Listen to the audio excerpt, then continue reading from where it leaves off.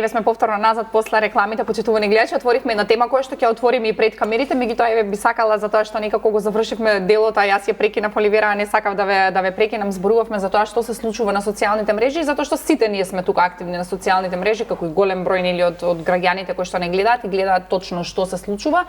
Вие Оливера кажавте дека нешто кое што навистина ви пречи таму е баш тој булинг или тој говор на омраза кој што не знам, некако јас не гледам некој народски кажано чарево. Тоа, мислам, тоа се доаѓа нели од менталитетот на луѓето, од културата на луѓето, а сите сме различни.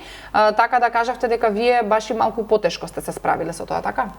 Па не, зборувам дека генерално, за жал, на социјалните мрежи е многу присутно ширењето на говор на омраза, значи најобична тема ќе се започне да се зборува сега.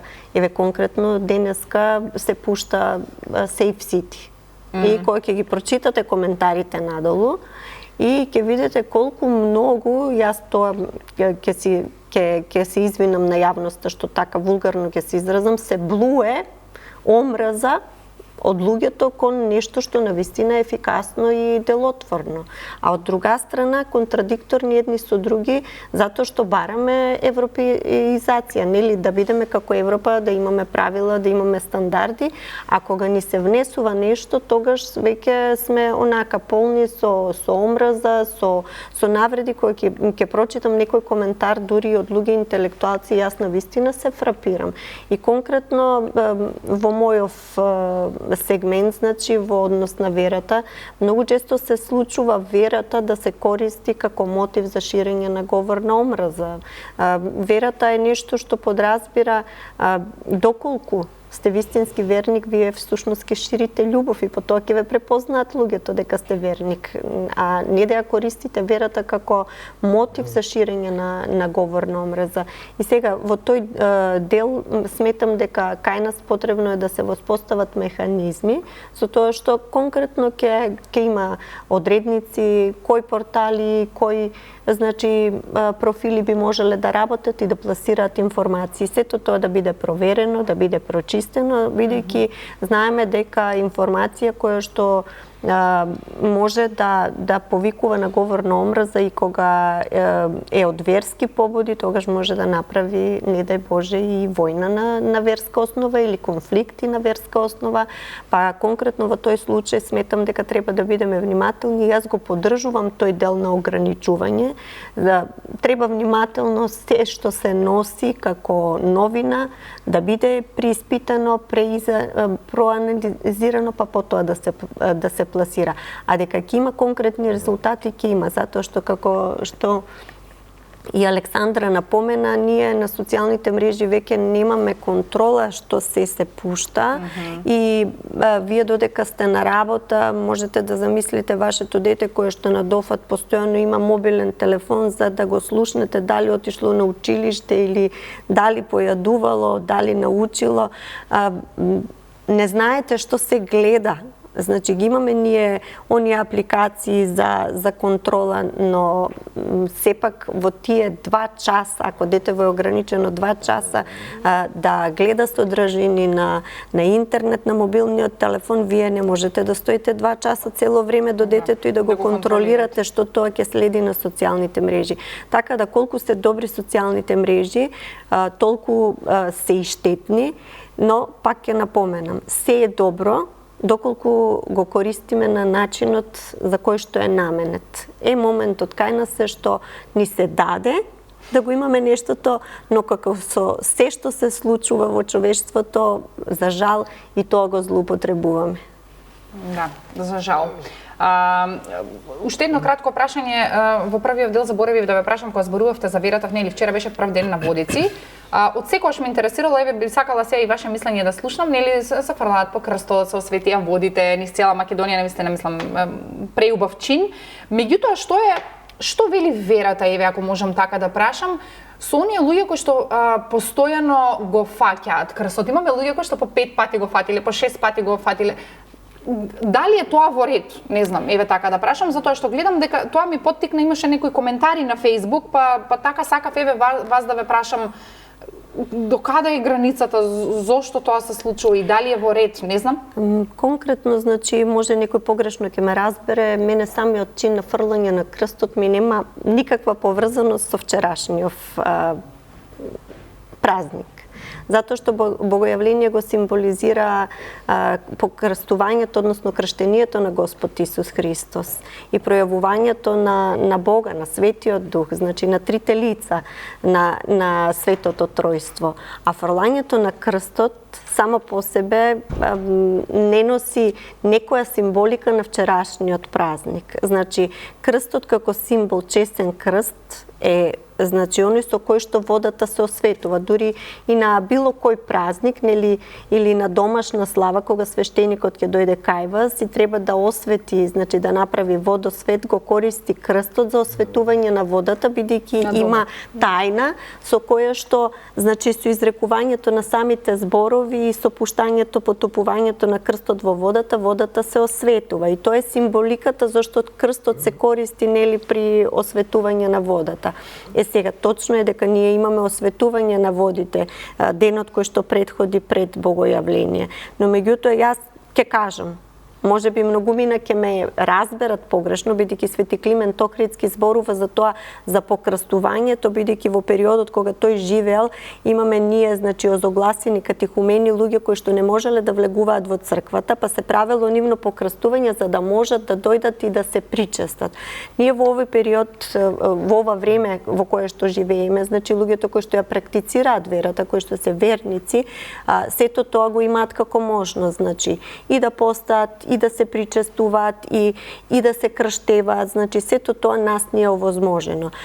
Така да реално самиот чин на фрлање на Светиот крст, за кој што зборуваше и многу почитуваниот професор на Богословскиот факултет Јован Таковски, кој што јас искрено многу го почитувам, значи зборуваше токму за овој момент дека не е соодветно фрлањето на крстот во водите, а уште понесоодветен ми е мене моментот, ќе ви кажам искрено, на се она што се случува околу фрлањето на крстот, бидејќи фаќањето на крстот само по себе не носи ништо.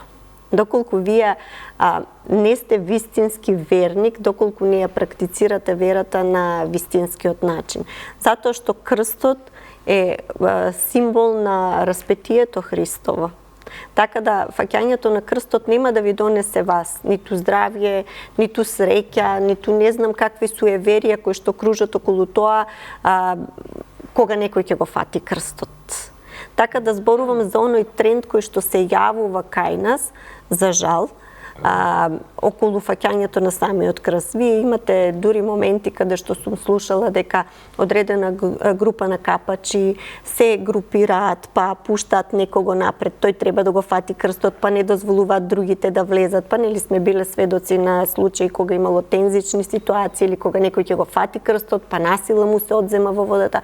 Сето тоа се нехристијански карактеристики на некој кој што скока по Светиот крст, затоа што пак зборувам, тоа е свет крст.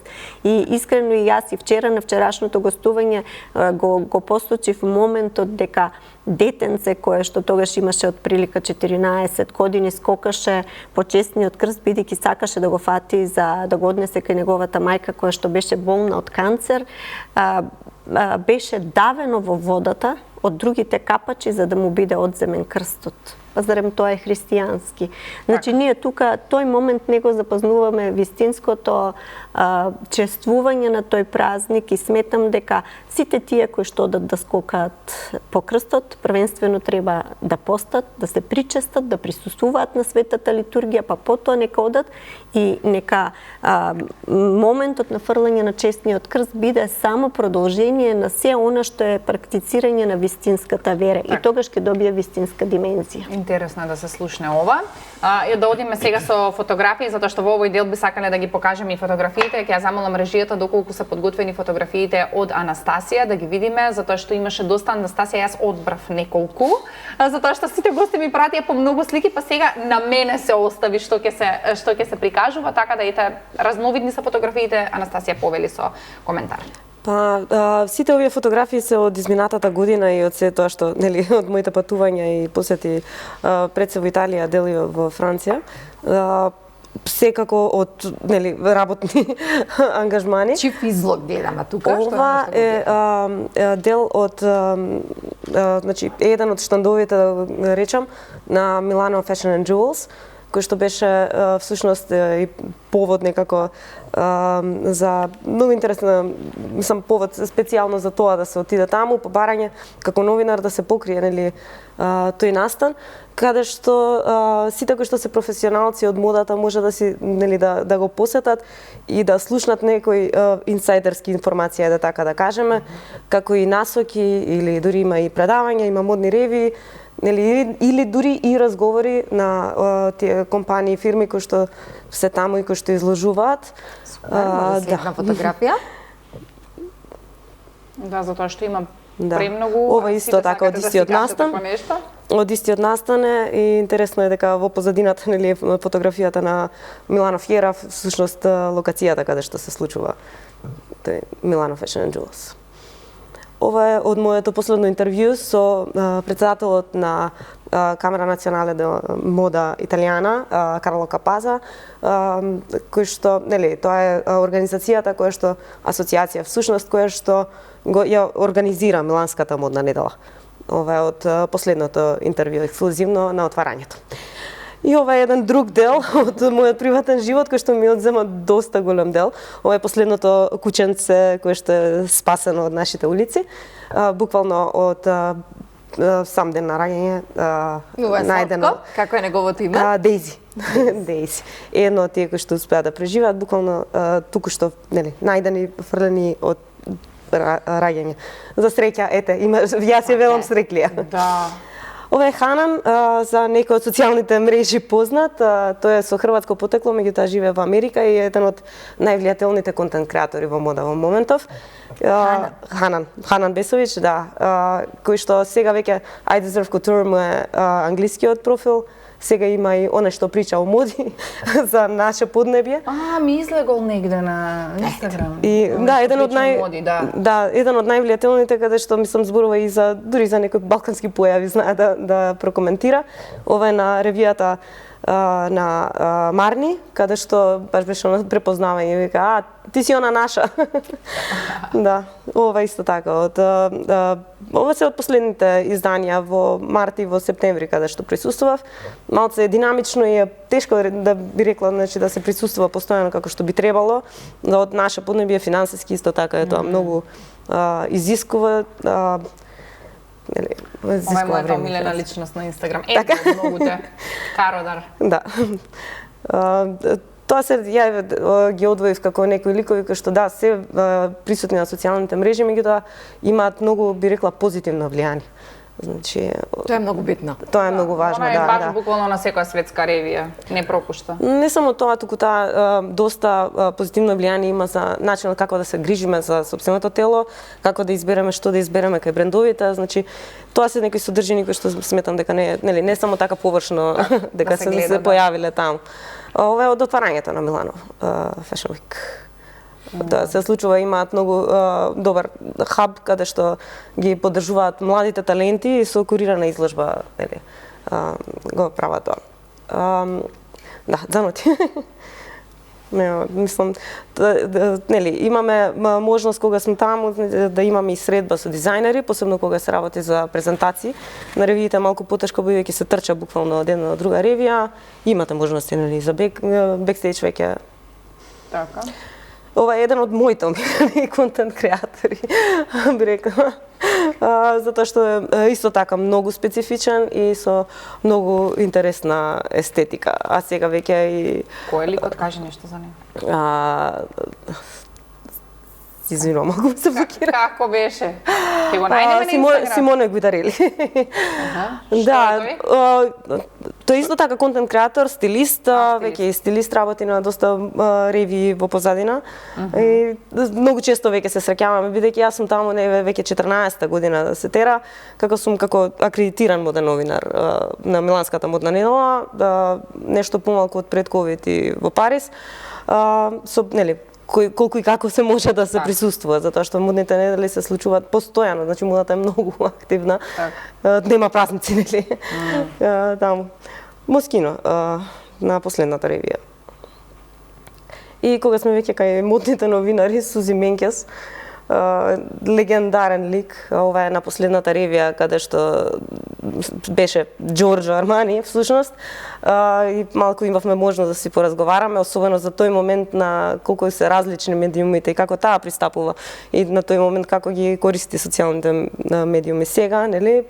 Присутна е буквално на се од светски рамки. Так. Добро, имаме ли уште режија? Да. И ова е Сара Мајно Соцани, една од моите најдраги личности што сакам да ги среќавам таму и да разменам по некој збор. Тоа е основач на Vogue Talents, всушност ќерка на Карла Соцани и внука на Франка, која што беше уредник на италијанскиот Vogue. Сара сега се труди навистина да работи на полето на модни таленти низ целиот свет, значи се организираат настани каде што баш се поддржуваат таленти и некои, нели, кои што како да кажам имаат навистина вредност, одредена вредност која што вреди да се одвои, ако можам така да кажам. И имам задоволство да кажам дека сега веќе и почнуваме и соработка која што, нели, работиме на тоа, нашите таленти да ги поддржиме малку, затоа што свативме дека овде е многу тешко да екзистираат самостојно во модата, ако можам така да кажам, значи самите да го тераат својот пат. И особено за оние кои што се најмлади, кои што им треба да им се покаже малку повеќе, особено тоа како некаде било или како некаде функционира. Сега имаме таа поддршка од надвор, меѓу другото и од Сара. Так, мислам дека ова е беше да, интересно од исто така од накитот кој што беше на Milano Fashion and Jewels. Така издвоив заради тоа што некако може да се каже дека е специфично, кое што можеме ние да се поистоветиме некако од нашето поднебие. Да, Анастасија, сакам да те прашам каде се споделуваат, еве, затоа што кажа веќе 14 години си надвор, гледаме дека се познаваш, имаш доста контакти, тоа квалитетни контакти. Каде се споделуваат овие содржини кај нас во Македонија? Затоа што не знам, по списание, по телевизија, добре, еве сега си гостинка кај нас, меѓутоа имам чувство дека на младината и фали и ваков контент, ваква содржина, каде се пласира сето тоа што го работиш? Тоа е малку интересно и ајде да речам дури и жалосно како состојба на нашите медиуми. Јас кога започнав тоа да го правам, како што споменав, беше за да се пренесат тие информации од прва рака. Беше во едно време кога интернетот го имавме, меѓутоа не го користевме на овој начин. И иако јас на пример сум од самите почетоци на Инстаграм, нели се споделува, мислам ги споделувавме тие нешто, меѓутоа не беа така динамични како што се сега. Тоа се акредитирав како телевизијски новинар. Потоа продолжив во печатени медиуми кај нас, каде што, нели, тоа сепак се работеше нели, на сублимиран начин во месечни медиуми или во неделни, значи тоа имаше една поинаква вредност на како содржина која што пренесуваме.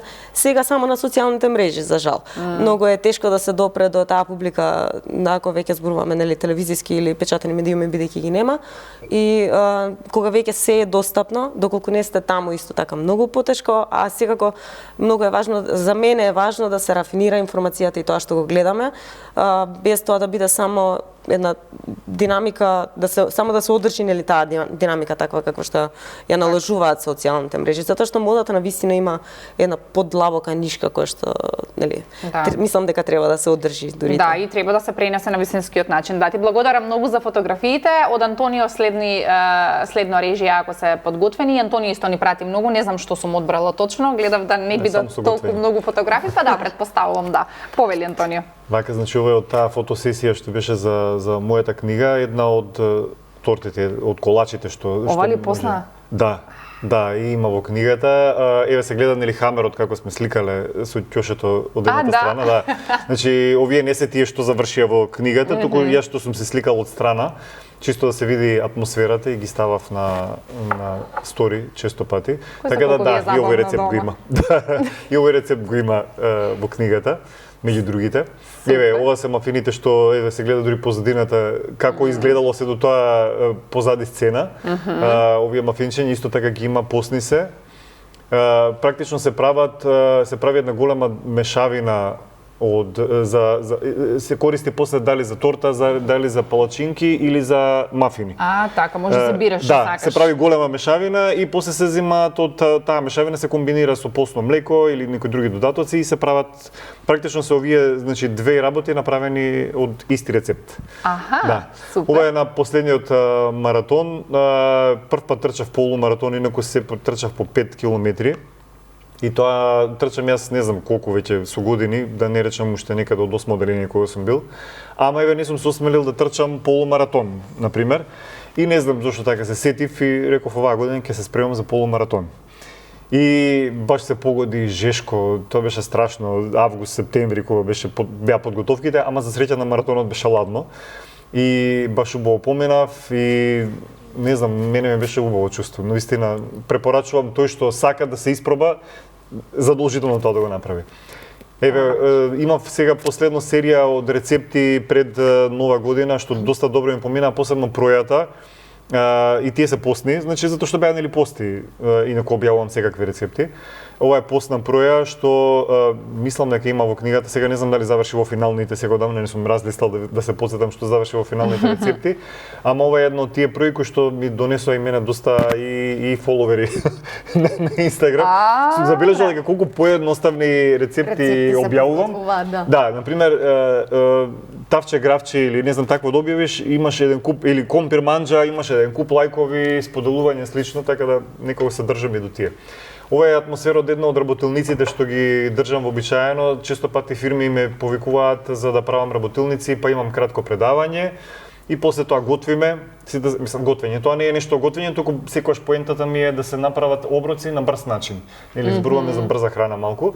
И обично ме викаат вака тие што имаат убави кујни.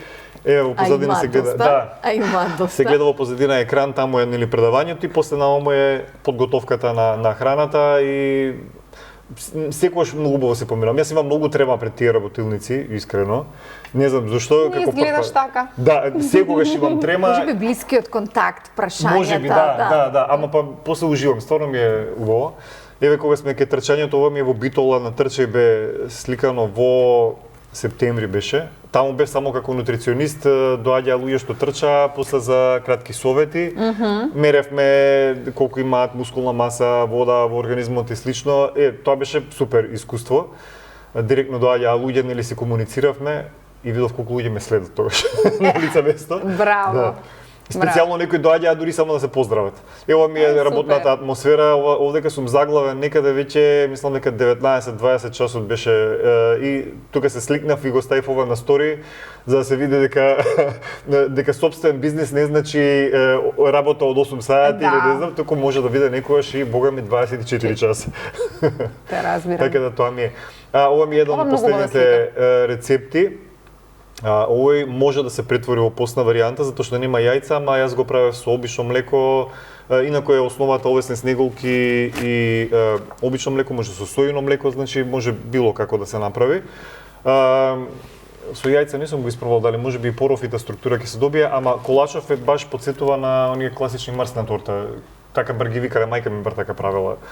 Ова е проја од леќа, со спанаќ и уште еден од рецептите што многу често ми го бараат на Инстаграм. Нешто, да речем, имитација на онаа грчка спанаќ опита, меѓутоа со леќа направена, леќа, јајца и спанаќ е основата. И е многу вкусна. Мене ми е многу рофите, дали зеленчукот веројатно што се додава, може спанаќ, може прас, што и да е, дава доста свежина, затоа што леќата само по себе ако се испече многу сува е за јадење, а ваквата погаче е супер, така да ево ова ми е еден од најбараните рецепти. Браво. И личен фаворит изгледа. Да, ба искрено ми е, да.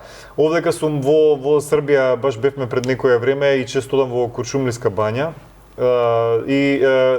Овдека не знам, жена ме веројатно ме сликнала. Еве, сакам да кажам дека работата како нутриционист или собствен бизнес не прекинува, овдека веројатно со мојата канцеларија, тоест телефонот, се занимавам, па жена ми рече да те сликнам да видат дека и тука не паузираш. Да, работно е ова, не е ова на сак на кафе си седнал. Или сум ставал нешто на стори, или сум прегледувал клиент што пишувал, така. Работата не завршува. Да, ево ова е пак од колачот. Само да спомнам дека овој колач посебно добро ми помина на Facebook, ми се чини. Затоа што објавам и на Facebook, и на Instagram, и на TikTok паралелно. Не правам посебни видеа на TikTok, ама на TikTok во последно време не знам што се случува, дали нема доволно македонски контент. Значи имам по 60.000 прегледи. Да. Експлодира TikTok. Да. Мислам дека тоа е затоа што нема контент како, нели, мојот на сличен со храна, да. Да, а луѓе веројатно се интересираат, така да баш ми мило што е така. Супер, да, само нека продолжи така. Ти благодарам за фотографиите. Имаме време и за фотографиите на Оливера. Исто Оливера и јас, вие пративте исто многу што сум одбрала, не знам, ама еве да искоментираме. И па сега требаше можеби ова на крај да биде, ама окей, ова е едно од признанијата кое што го добив оваа година, иако релативно кратко сум на позицијава, посебно ми е драго бидејќи ми изненадија со признаниево. Тоа е орденот прв ред кој што го добив од црковната општина Свети Архангел Михаил во Неиве во Италија за поддршка на Европската епархија. Добро.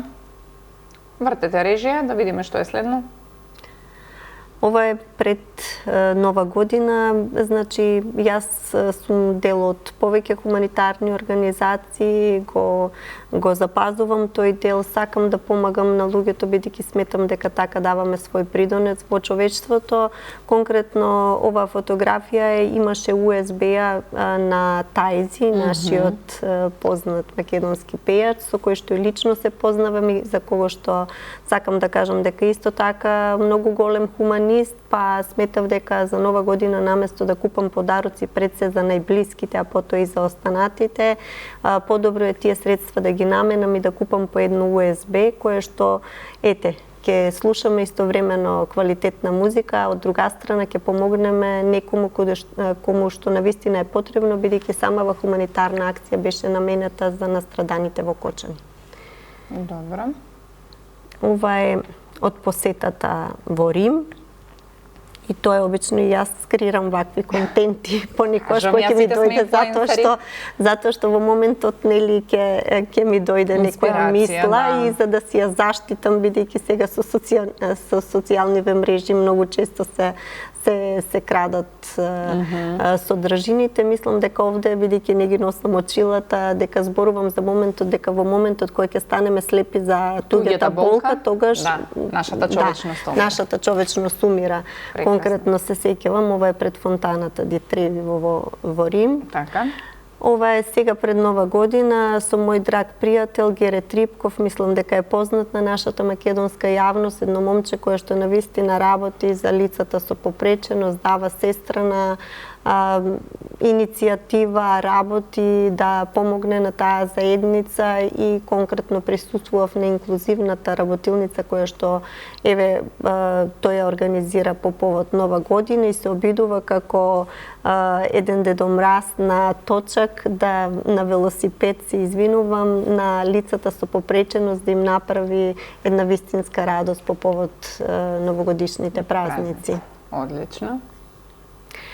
Ова е во затворот во Струмица, бидејќи откако сум на функцијата го иницииравме моментот за воспоставување на капелански служби во затворите и заедно со директорот Александар Пандев од управата за санкции заеднички работиме на тој момент и конкретно ова е Параклисот во затворот во Струмица кој што веќе е во завршна фаза. И се надевам дека и тие луѓе ќе имаат можност покрај тоа што ја издржуваат својата затворска казна да најдат барем за момент мир и да воспостават некој личен однос со Бога. Добро.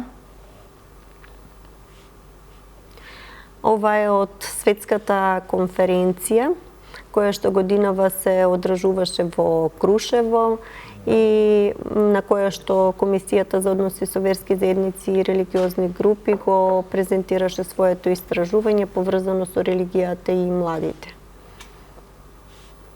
Добро.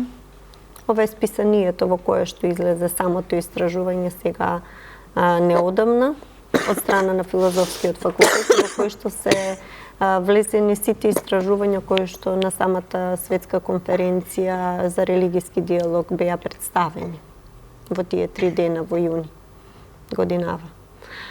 Ова е куќата, спомен куќата на нашиот Тоше Проевски, која што никогаш не ја одминувам, пошто ми е навистина посебно место каде што наоѓам некаков мир и секогаш кога патувам во тој дел кој што е во близина на Крушево, него оставам делот да ја посетам неговата спомен куќа и едноставно сметам дека барем неколку минути поминати во неговата спомен куќа повторно не враќаат во она време кога тој ни беше жив и кога создаваше и на тој начин ја одржуваме врската. Так. Ова се фотографии од летниот православен камп кој што по прв пат оваа година се одржа кај нас во Македонија во Претор. Во Преспа се извинувам, со дечиња иселеници од повеќе европски држави кои што доаѓаат за време на летниот одмор во Македонија, наши иселеници. Ова е нашето мало милениче кое што од пред 2 месеци го добивме, нашето маче Локи, кое што ни е вистинско прибежиште кога се враќаме уморни од секојдневните обврски, кое што навистина не напојува со една позитивна енергија секојдневно. Так, одлично, ова беа сите фотографии, таман за самиот крај, да се одјавиме. Јас да ви се заблагодарам на сите што бевте наши гости, се надевам дека убаво си поминавте, ви посакувам на сите се најдобро и да се гледаме нареден пат со нови новитети и за убави работи. Благодариме на поканата. Ете така, вие почитувани гледачи, останете заедно со нас, ние се враќаме за кратко.